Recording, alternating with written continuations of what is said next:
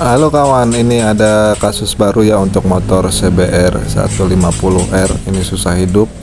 Kita coba tes. Akinya masih bagus ya kawan.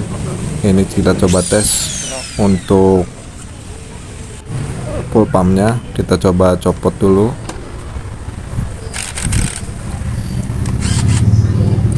Kita akan tes menggunakan infus dulu ya kawan, apakah motor ini hidup atau tidaknya.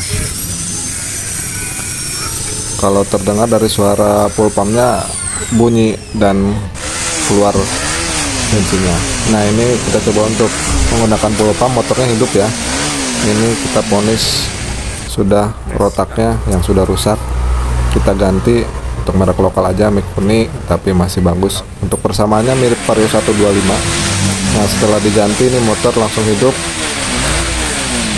Oke, sekarang motornya sudah bisa digunakan lagi. Terima kasih yang sudah support dan menonton. Jangan lupa servisnya di bengkel Adi Jaya Motor. Thank you.